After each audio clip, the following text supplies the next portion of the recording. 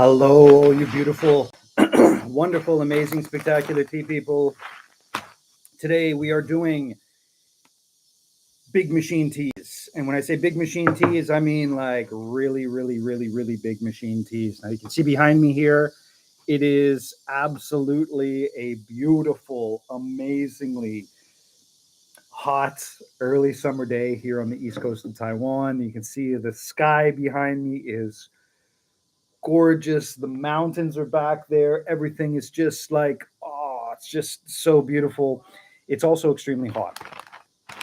And so, what does that mean? That means that I'm hoping that I will survive the live stream. And I'm sure I will. I'm sure I will survive the live stream. But just, forgive me if I'm looking a little shiny at any point of the live stream. Now, yesterday, I did my drive. I went south. I went to a raceway in the center of the East Rift Valley. And I was like, you know what I really want to do, guys? I want to see this thing for myself. I want to see this machine. I want to see it in action. And I went to see the machine. Oh, come on. Scale's not working. That's okay. I've been doing this long enough that I can probably just do it by feel. And so, see, about that much. And so I went to go see this spot. I went to go see this spot. And I'd been there before, so I'd seen it, but I had not seen it going. I had not seen it running. And when I went there, it was running. And the way it works is, wow, that's still pretty hot. The way it works is there was two Japanese engineers, and they were moving around. They were doing all sorts of different things. They were all over the place, checking out this thing, making sure that it was going smoothly. And they were doing about 100 kilograms of tea. And this 100 kilograms of tea was in so it's like a 3-story tall thing. And the way it works is the teas go up to the top, and then they stay there for a certain amount of time. And then there's a thing that gently rolls them like this. And then it goes through the conveyor belt, gently rolls them and places them on the second conveyor belt. And then they lay there and they go through the wilting phase. And then they go through another one like that. And so there's a way where you can go through the cycle again. And what I've heard is that they're getting in another of these things. So they're going to have 12 in total of these things. And then it goes up into this big old machine up here, and then it goes out, and then it goes down this conveyor belt, and then it goes right into the fixers. So the fixers are all attached to everything. So everything is all attached. It's all attached. It goes right into the fixers. The fixers go like this. It goes like that, and then it goes to the roller. They shape the leaves, and then at the end, there's no sort of finishing dryer yet. They're bringing that in eventually, but in the future, all the tea is going to go in there, and it's just going to be just all in there. Now they've done it 5 times. So they've run this thing 5 times. And these are 2 teas that have come out so far. There is this green oolong, right? Like just a normal green oolong. And then this is a red oolong coming out from it. And the way they made this, it went through the 6 things just once. This, they sent it back again. So it went through 12 times basically. And they've made a red oolong out of it. And these teas will be less than $50 a kilogram. So these teas will be less than $50 a kilogram. Now, as these things grow and these things get better and better and better, it will even go down less than that. So it'll be like less than $50 a kilogram for these teas. Now, these teas are my buddy's teas. They are from an organic garden. I don't think it is certified organic, just because beside there in this area, it's just so hard to get it certified because there's drift and it's beside a road and all that type of stuff. But it's an organically grown garden. And I've tried this tea once before, and I have not yet tried this. And we're going to try them, and we're going to talk about it, and we are going to see exactly what the heck is going on with these teas and whether or not they are worthwhile, whether or not I'll be able to create a market for them, whether or not these these $1 million machines are um, whether or not they're going to work. Now, remember, this is not this is not in full production yet, right? So these are not in full production. These are not full production. These are not full production teas. That the teas have not sort of started. They haven't gone deeply into it. There's still technicians there working on it. So they will only get better and will only get cheaper as things go along. Farmers will lose out of this. What do you think will happen to the artisanal farmers in the future? Great question. And this is exactly what we got to talk about, because it's a lot more complicated than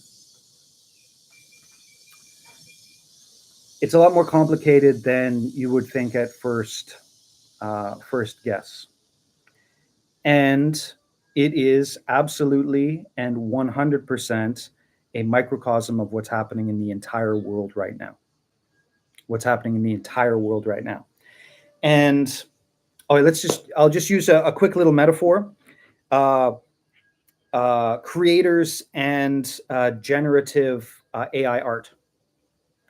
The best of the best art creators are not going to lose their jobs, but the sort of the mediocre or lower level artists are going to lose their jobs.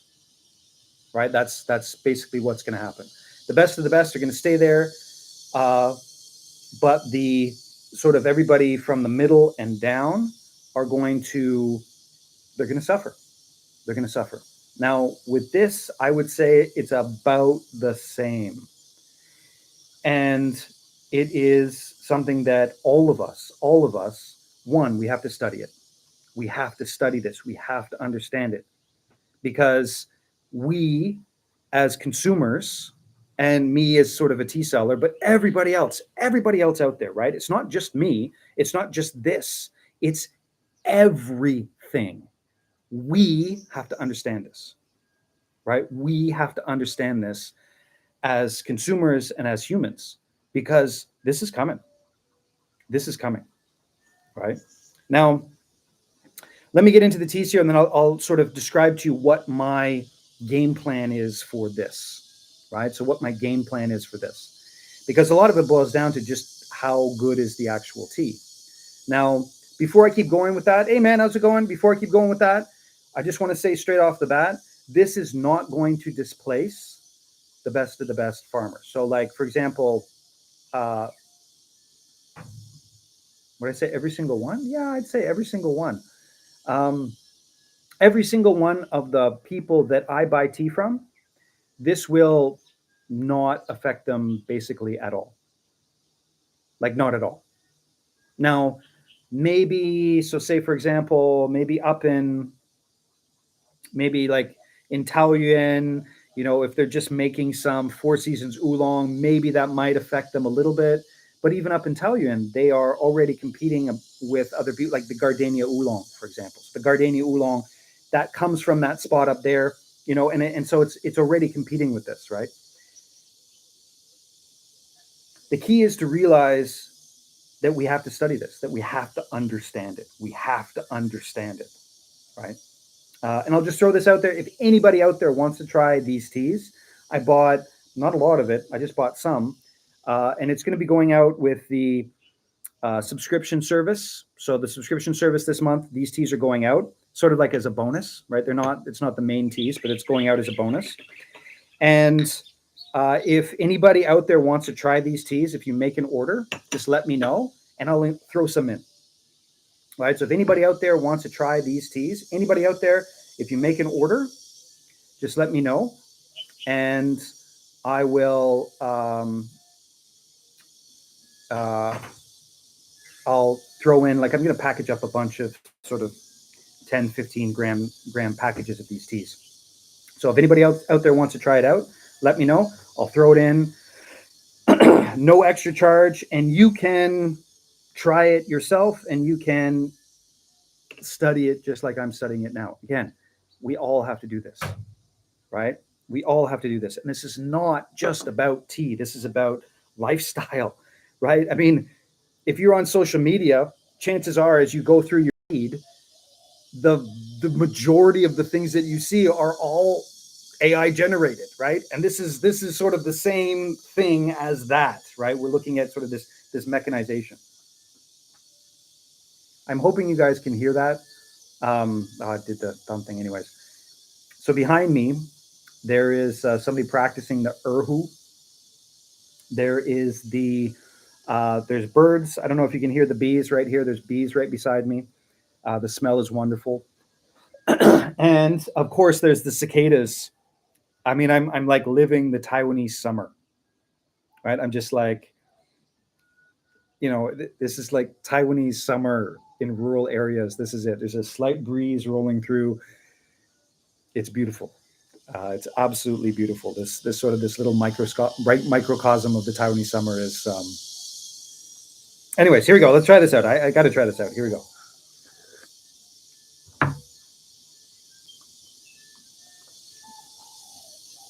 It's passable. It's passable. This tea is passable. Now,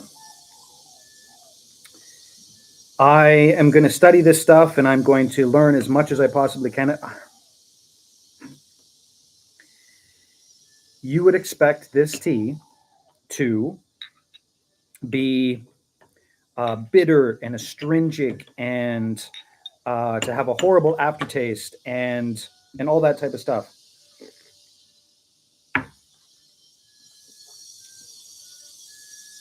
But it doesn't. It doesn't. It is a decent, run-of-the-mill, low elevation Taiwanese oolong. If you serve this in a restaurant, this would be better than 99.99% of the stuff that you would get in a restaurant. If you said this was a super high quality, high mountain oolong handpicked by monkeys, then you should probably go to jail. But if you marketed this as what it actually is,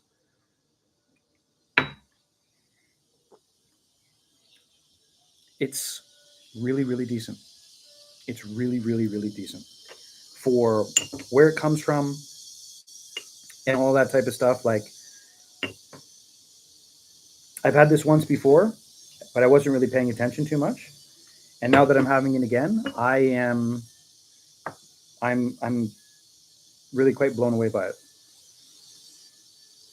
Now, this is controversial, right? This is controversial. And I totally acknowledge it's controversial. I totally, straight off the bat, 100%, this is controversial. This is, sort of a big deal. And the first reaction that people are going to have is, this is going to hurt the farmers. This is going to take away jobs. This is going to destroy tea as we know it. And I don't think it is.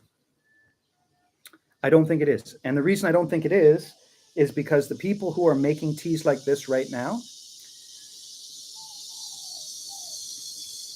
they're the older generation. They're sort of almost done. And I'm going to speak just for this area where this tea machine is right now. If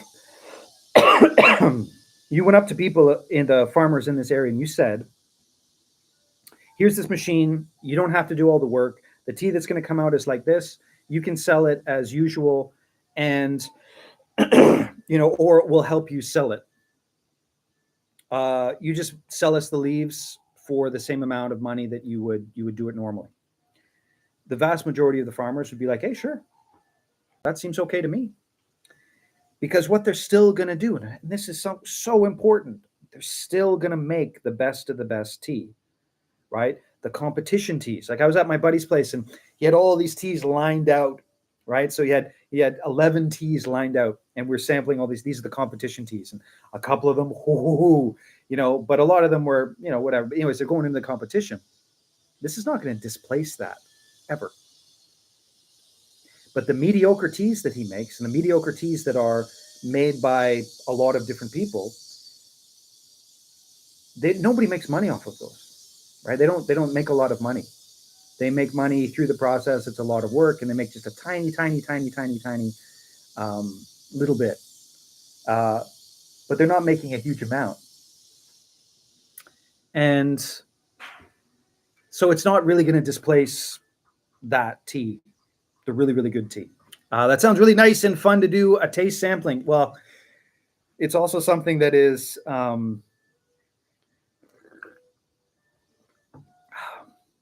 I am so amazingly happy to know the people that I do and have the respect of the people that I know, because he did it on purpose. He knew I was coming, so he set this up, and he got my ideas because he had to pick the teas that were going to go into the competition, and so he wanted my recommendations, right? So all of these teas, they were sort of maucha or sort of unfinished teas, and so I got to sample them, and then I was like, okay, this one, I think this one probably needs like 4 more hours of roasting. This one needs a couple. Oh, this one's okay. No. And we were talking about, it was just so much fun. And that's like the equivalent of, actually, I don't know enough about wine tasting. But anyways, it was like the top level. These are the teas that are going to go into these are the teas that are going to go into the competition. And it's so much fun. It's so much fun. I'm not going to do it this year. Sorry, I need my. Oh, there it is! Finally, 1 second. I got to get my. I'm getting all shiny. I'm getting all shiny. This year, I've decided I am not going to do tea tours.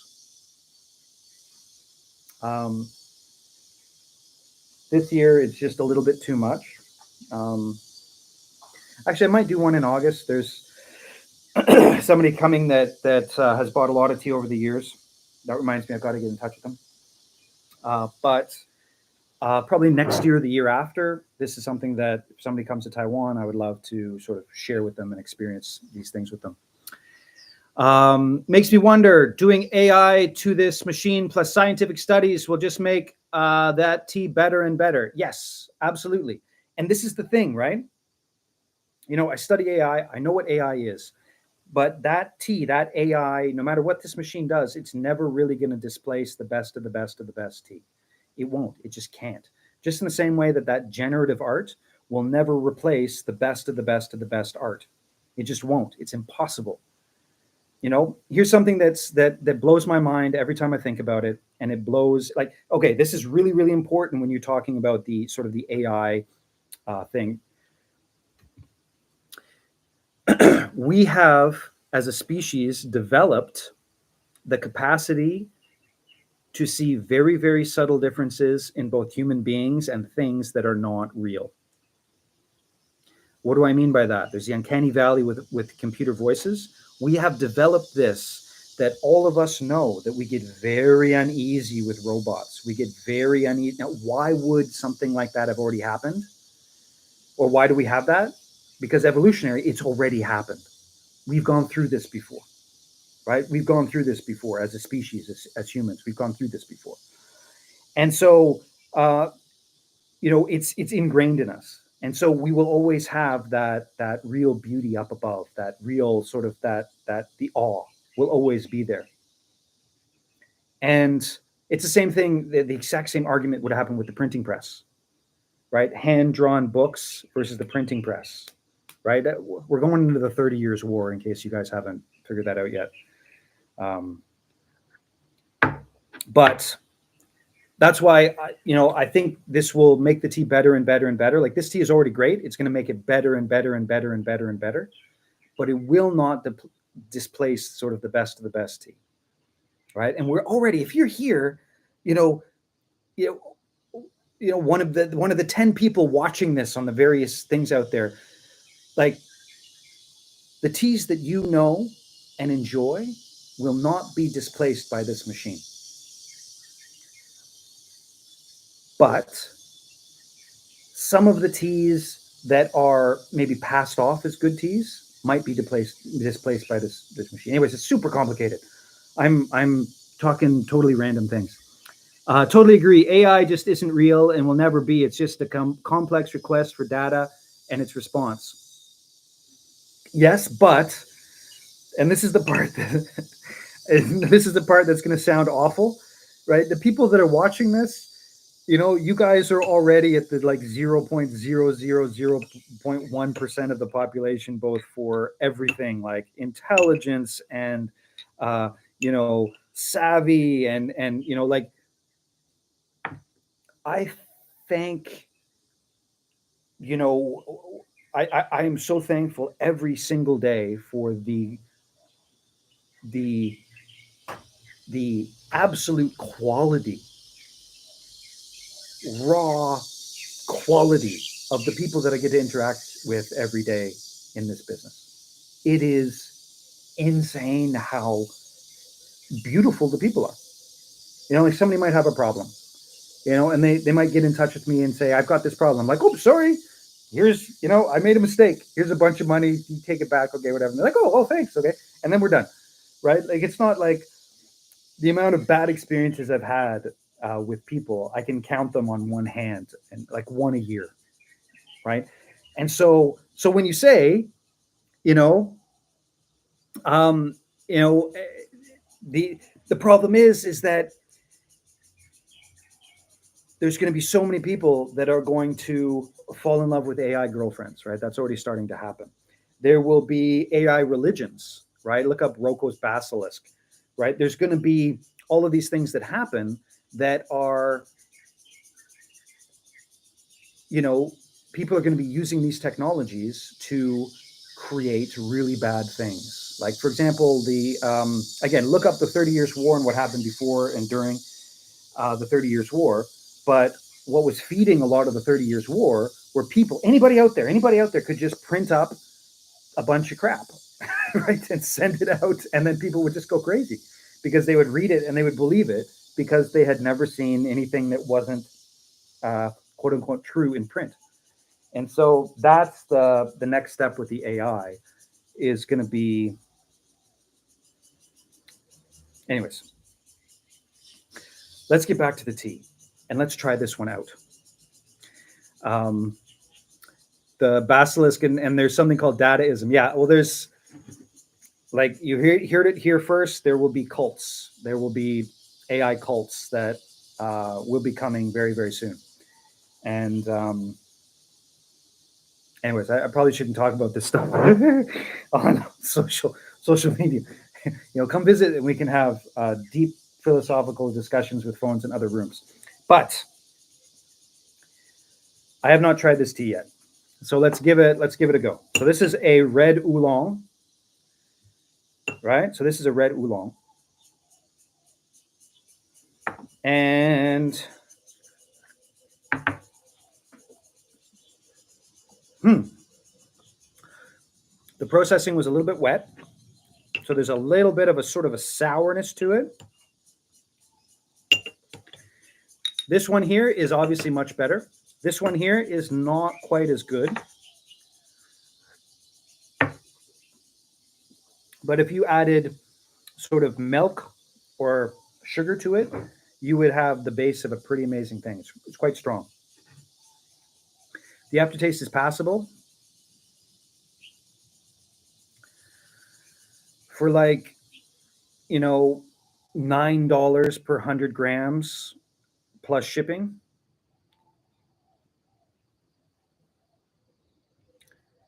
This is a decent tea. This can pass. Absolutely 100%. This tea can pass. No bitterness or astringency to really speak of. It's good. What about the threshold? They're using the BrainStel SEMS for AI. I believe they are called organelles. If you look up organelles, then you're going to have a bad time. Anyways,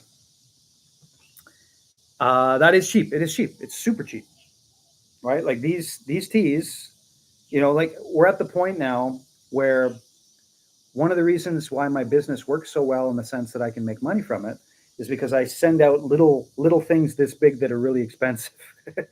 So 25 grams is super expensive, and I can send it out. Um, and I get free shipping and all that stuff, and I love it. I just love that. Um, but this here, 100 grams for $9, I actually have to add on the shipping. Like I got to add on the shipping, and I might actually be able to do like, anyways, depending on how much I bought, I might actually be able to do like $10 with free shipping for 100 grams of this tea. I'd have to work out how it works and all that stuff. And it'd be harder to do with larger amounts because like 500 grams, $50, free shipping. That's tough. So I'd have to figure out how best to do it. But when you say that's cheap, that's really, really cheap, and it's really, really, really cheap, and it's passable tea. It's tea that's passable, right? This tea is passable, and it makes me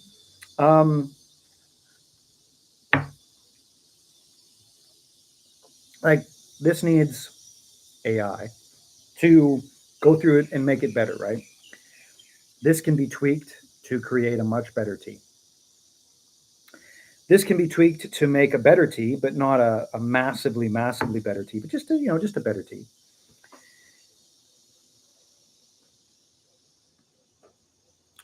And there is a market for this stuff. Now, again, I will go in. It's controversial. It is in this area of Taiwan. It is not destructive. Now, I could definitely go. I could find an example of one person or two people that it's going to be destructive. It's not going to be good for them. Absolutely. But in general, this area is a small area. It's not going to displace people. It's not going to hurt farmers. It's not going to upend the industry. Now, in Mingjian and various other places of Taiwan, no, it could, right? It could.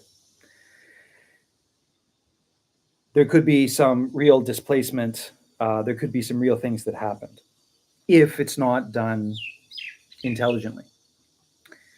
But in this area, right, it's really not going to be that bad. It's really not going to be that bad. I find myself having 2 or 3 servings a day of tea, thanks to all the different ones I've tried. Do you have 2 or 3 daily drinkers? So daily drinkers, there's actually a part on the site that's called Daily Drinker. Those are the Daily Drinker teas. But I would definitely suggest next time you order something, get in touch with me. Again, this goes out to everybody who's listening to this now or later.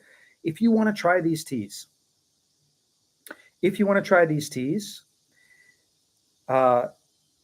when you make an order, send me an email and I'll throw some of this tea in there with it. So you can try these teas out. Because what I'm going to do right now is I'm just going to make a huge amount of like 10, 15 gram samples of these teas. Because, like if you're liking, but see, the thing is with for you, Mr. Phoenix, you like the darker teas a little bit more. I would say this is but this one here, the greenish tea, could be a pretty passable daily drinker. It really could be. Could be a passable daily drinker. Like I want to get some of this and I want to experiment with roasting it, actually. Are these the machine-made ones? Yes, they are. Yes. For the daily drinkers for you, the acacia roast isn't that expensive. the Golden Muta. Oh, have you tried the red wee? The red wee, right? So that one you can try. The roasted fruit wee red oolong or something like that. Try that one. That one's pretty cheap, and you might enjoy that one as well. What cultivar are these? Might have missed it. Hey, thank you for catching me on not actually telling you, because I haven't told you. This one here is the Melka Oolong. So this is a Jintren. So this is a Melka Oolong. This one here is the number 17, which is the Bai Hao, which is the Da Mao, Tianjin Damu Oolong. So this is the one that's usually made into the because it gets the big feathery thing at the top. It's made into the Eastern Beauty. And these two teas are exactly they're made from the garden where I was in yesterday's live stream. So if you look at yesterday's live stream, there's a point where I flip the camera around, and over here is the Jintren, and over here is the Damo. That's exactly where this tea is from. Right? That's an organically grown garden that's not certified, but it's organically grown. So that's where these are from. And so this was picked by machine, taken over there, and then thrown into that machine, and sort of went through and created these teas. The red is awesome. Yeah. Golden Muta is so solid. Yes, absolutely. It really is. It's such a, now that taste profile is not for everybody, but if you like that like caramel with a touch of tartness to it, it's just there. My favorites, yeah. So the competition Tieguanyin and the Golden Muta are very, very similar. Just the competition, there's a little bit more care taken in both the pick and the roasting. But yeah, so these two teas are exactly from that garden. And again, throw it out there again. Anybody wants to try these? I probably won't have them up for sale on the site because I don't have enough to put them up for sale on the site. But if you want to sample them to sort of see what we're talking about, what it means to be thrown into this machine and have a tea basically created by machine, then just let me know next time you make an order, and I'll throw some in for you. So as you go through the steeps, you're getting a little bit more of a catch or like an astringency in there. But I've had some really bad teas before, like really, really bad tea.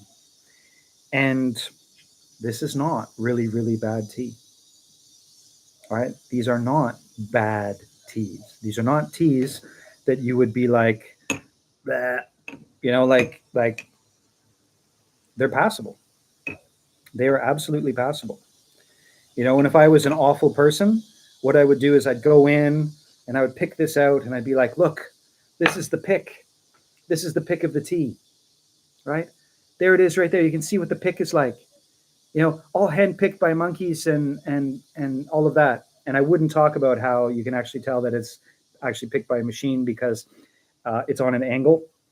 And there's basically around where it's been picked, there's burn marks, right? So there's a little bit of a torching, because when the blades get through going like this, they're going really fast, they get hot. And so when they actually cut the teas, they leave like a little discoloration around where they cut the tea leaves because they're that hot. But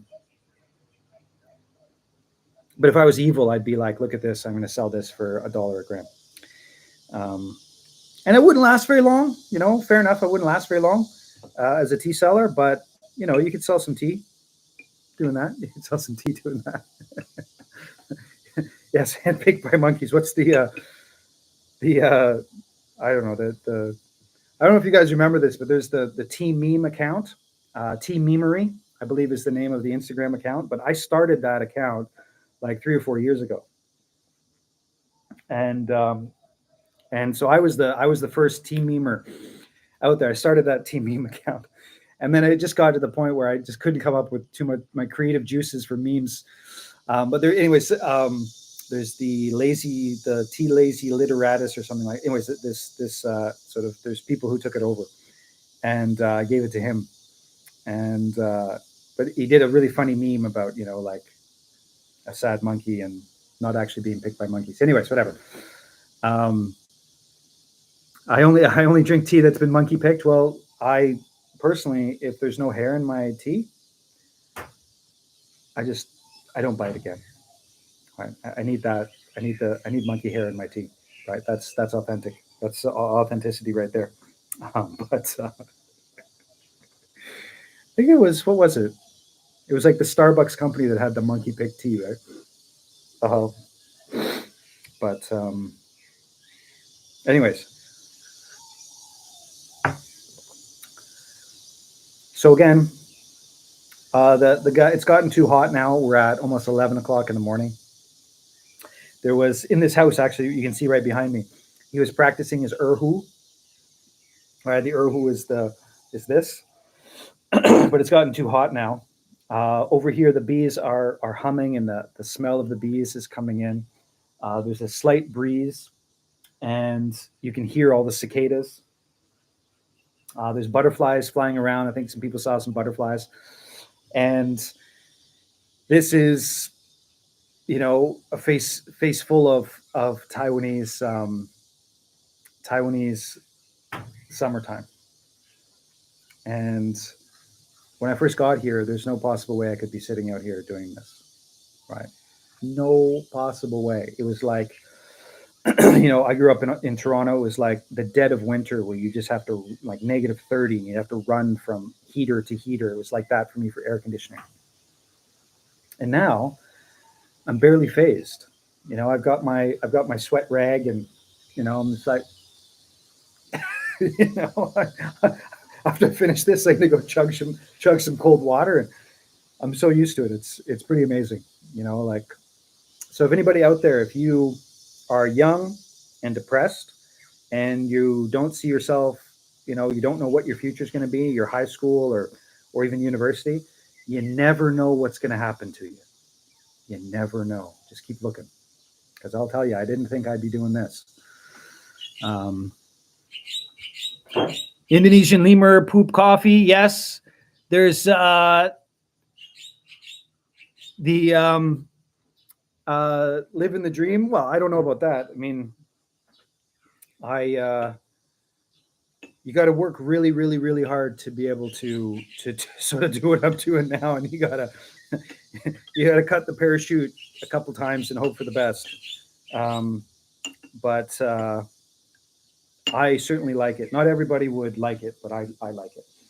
Um, what was I going to say? Cold water. Somebody's traveled to Asia before. Somebody's traveled to Asia. Uh, well, I have literally, I gave my children lessons, right? So I've talked about this before. I'm in Asia. I can talk about it, but different genomes are different. And so, sort of the Caucasian or sort of white genome, European genome, has twice as many sweat glands as the Asian, Southeast Asian genome, twice as many. And so my children have my sweat glands, so we will sweat and sweat and sweat. My wife will just be like, drink some water, guys. Come on, let's get on with it. And so I've literally, from a very, very young age, I've taught my children how to chug. And so they get 500, they started with 500 milliliters of water. Go, go, go, go, and they're up to 700.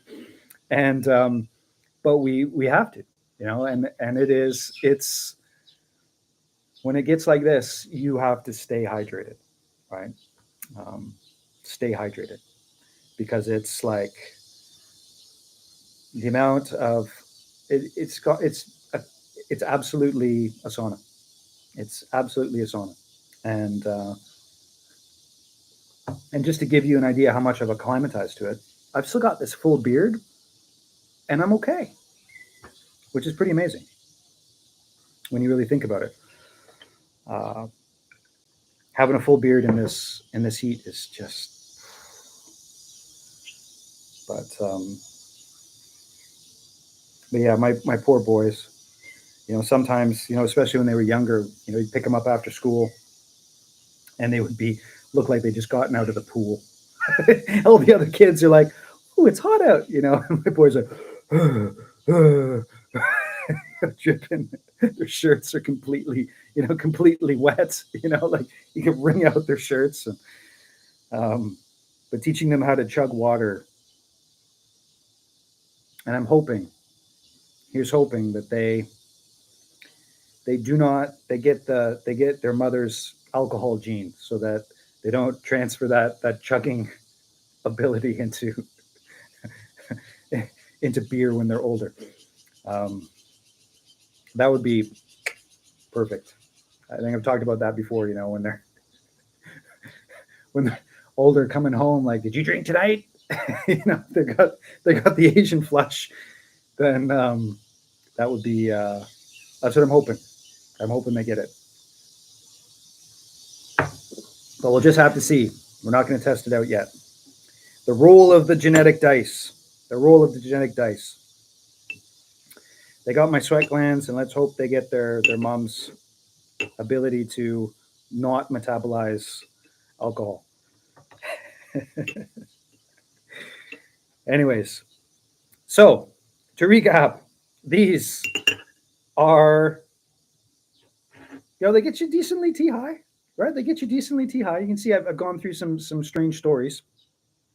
So when you're drinking these, the cha chi of these teas is not, I'm on an empty stomach as well, right? So I don't uh, I don't eat until noon.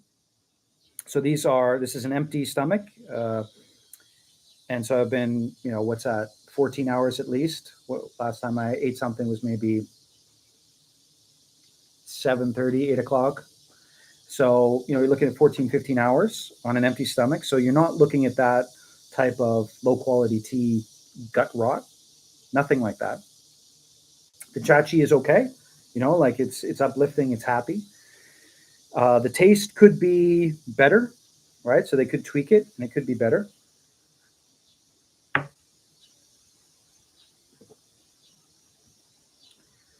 But for like 10 bucks for 100 grams,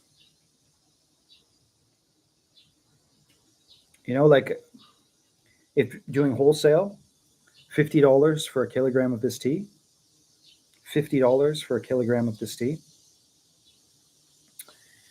there will be a market for it, right? This is clean, decent tea, and there will be a market for it. There will be a market for it. And so I got to keep studying. I got to keep making sure that I understand what's going on with this tea, with the tea industry, and sort of move on to the next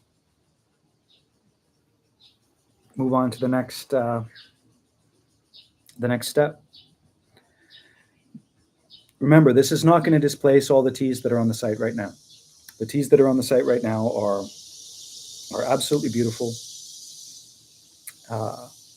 and they'll stay. People will still make those teas. They will, because they can still make money from them. And the teas that this might theoretically displace, in general, I don't, there are certain areas, but they're already in big trouble, right? The people who make teas that are sort of on the lower end, the mediocre end, they're already in massive danger of going out of business, because there are so many places in the world that have much cheaper labor than Taiwan. So they're already in big danger. And so they already have labor issues, right? There's already huge amounts of labor that's imported into Taiwan to do this work. And so, anyways, we got to pay attention, and we got to study it, and we got to make sure that the way it's introduced, there is a danger of unscrupulous people that would come in, use this technology, undercut everybody, and sort of destroy the tea industry. But even then, I don't think they could completely destroy the industry. I don't think that's not possible. But anyways, it's something. By no means is it unique to tea. On the cutting edge of tradition, yes. Do you source your own fresh harvest and bring it to this facility? No, it has just started. And let's face it, I do not own land, and I do not have. I do not own land, and I do not have access to sort of the leaf because I don't have a market large enough. Like I'm buying the teas that are only made a couple kilograms at a time. Those are the teas that I buy. So I don't actually have access to the large amounts and quality and quantities. I can definitely reserve. Like I know the people who do it, so I could just reserve and say, hey, listen, this harvest is mine. I want all of it. I've got a customer that wants 500 kilograms of this tea. Let's do it. That's easy to do.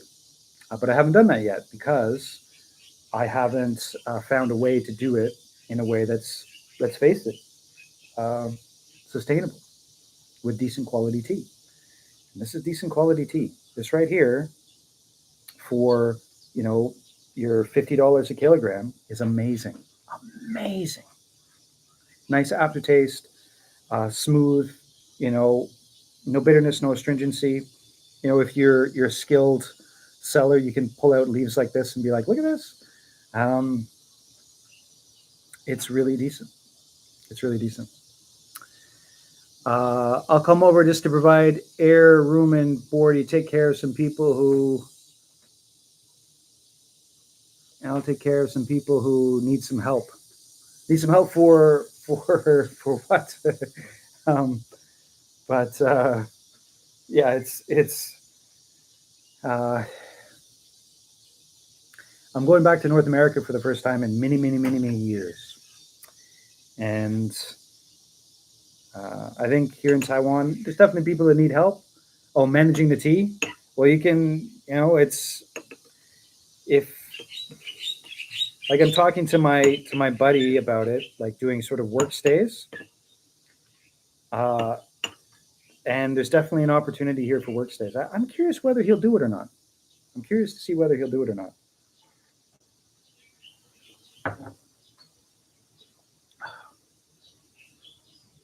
It's just decent tea. It's decent tea. But I think that's going to be next year. Like I said before, I'm retired. It's on. Well, there you go. I'll tell you. There's been times in my life where, because I live where I live, I'm like, I'm already retired. Like when I'm retired, what do you want to do?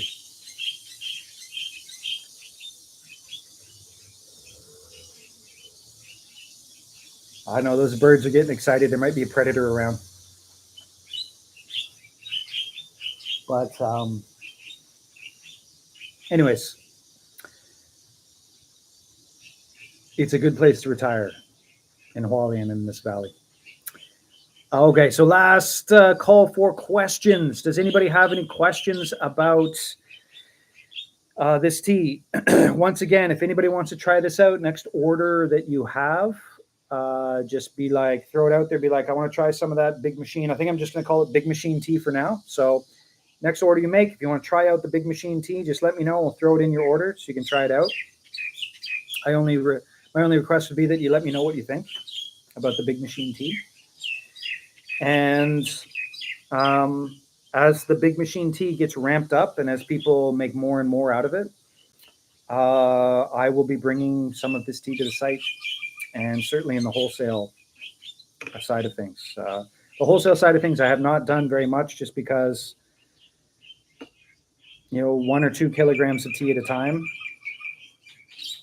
it's not worth I think for most people involved, it's really not all that worth the trouble. Because, chances are I can only get maybe 5-10 kilograms of the tea often. So I might as well just sell it retail. But in the future, there's a huge market for this. I know it. I have to design it though.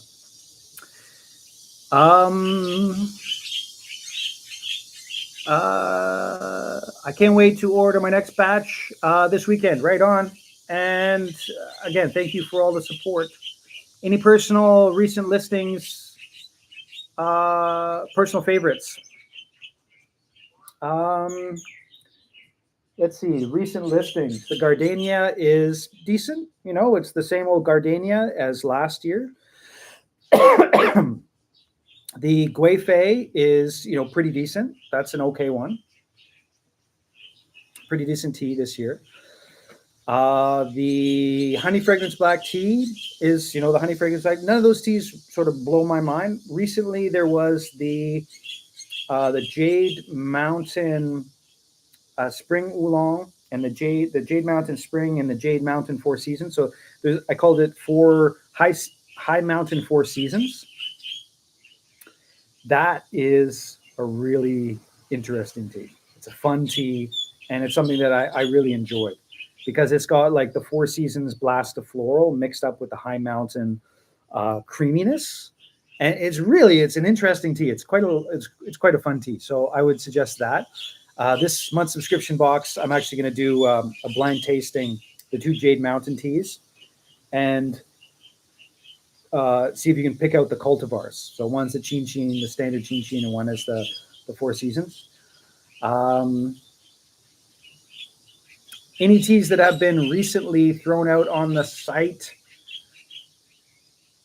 Nothing that really pops out at me dramatically. Overall, I would say that the teas are really good this year. The teas are just generally good this year. And so you're not really going to get any big misses. Not really going to get big misses if you sort of order any of the recent teas, any of the springtime teas. They're all okay. And yeah. Any last questions about anything? Again, to recap, I'm just going to call this Big Machine Green Oolong, Big Machine Red Oolong. This is the Milk Oolong cultivar. This one here is the number 17, the Damo Oolong, Chin Chin. And they're going to be going into the oh,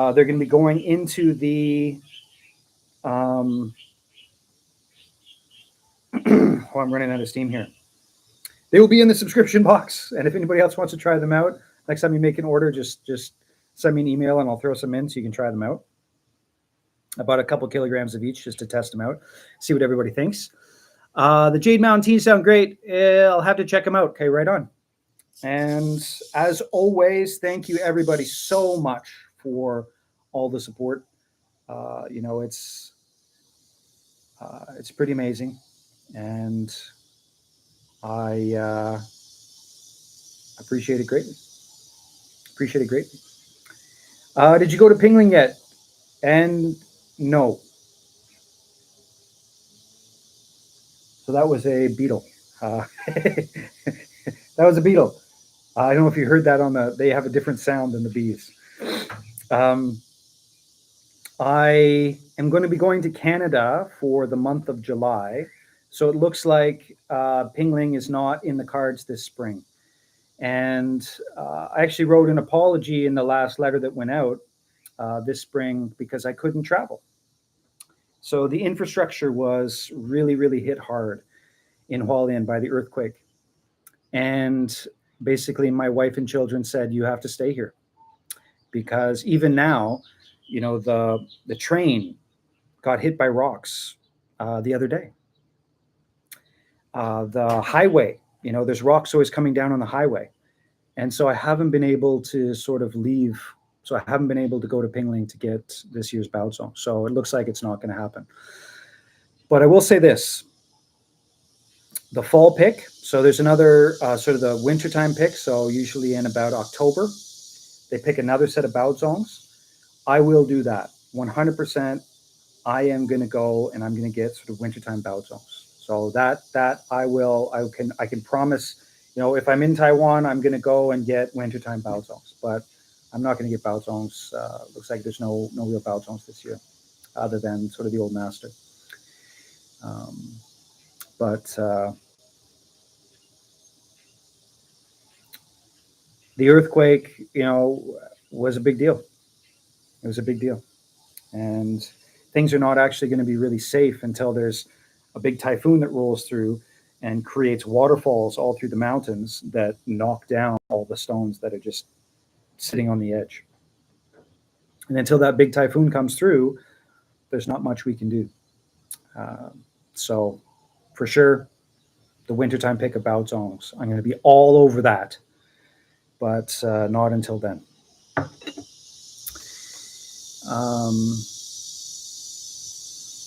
Well, thank you. Thank you very much for the comment. It's I love it, and I have so much fun, and it always amazes me that it works out, that everybody else enjoys it as well, and it's wonderful. But again, thank you everybody for joining in. I gotta go. I gotta go sit in some air conditioning and chug my 700 milliliters of water. But any questions about any of this stuff, let me know. Wherever you are in the world, I certainly hope you have an amazing morning, evening, night. I hope you sleep well. Thanks for watching, and we'll see you next live stream.